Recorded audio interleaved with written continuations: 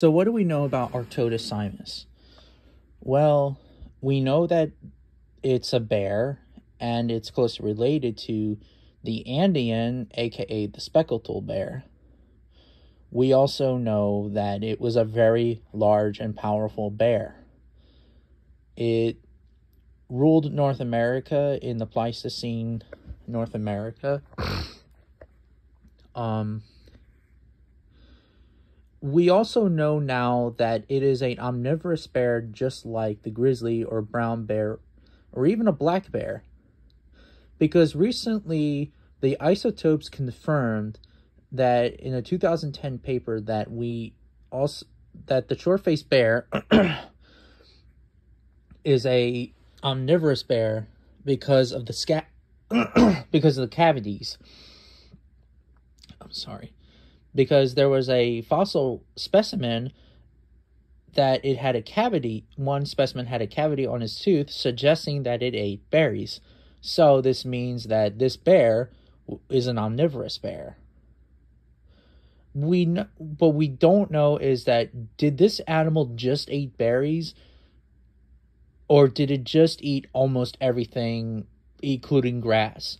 My personal opinion is that it's possible that Yukon specimens could have maybe ate plants. I mean, for a little while, but then they ate more meat because maybe it's because there wasn't a lot of plants at that time. That is possible. While the ones from like Florida and California and Texas and whatnot probably ate just everything.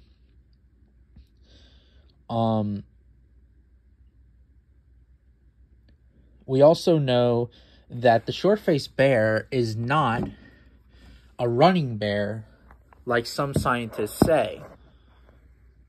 Because of its bone structure, the short-faced bear was not much of a fast runner. Because it had those very long, skinny legs. This animal would have been a hot pursuit hunter for a little while. It may have been an ambush predator like most modern predators do.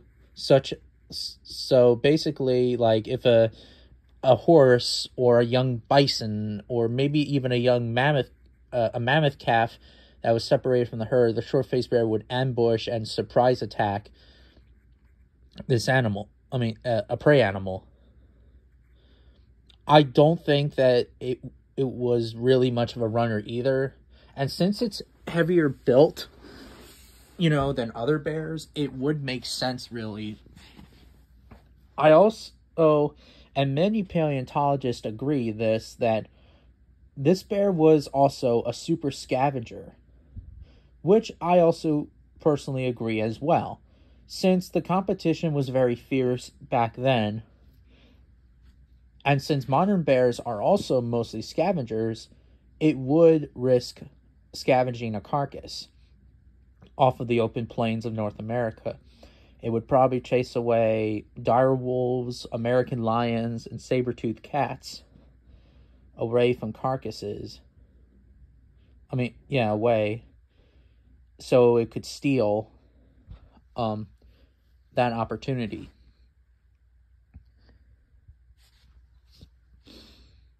And since this animal had the biggest nostril, even its nostril is even much more, has more better smelling mechanism, I believe, than a grizzly, it would make sense that the short-faced bear would pick up a scent of a carcass miles upon miles away. Even a grizzly. So, arctodus simus was really a super scavenger. But don't get me wrong, like I said before, it would probably hunt prey animals at times, given the opportunity.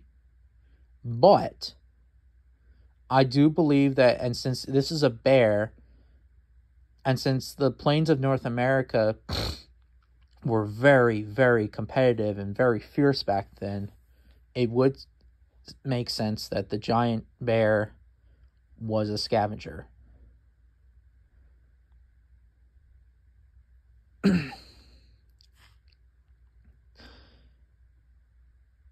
Yeah, and it's also pretty interesting that for all this time we thought that the giant bear was a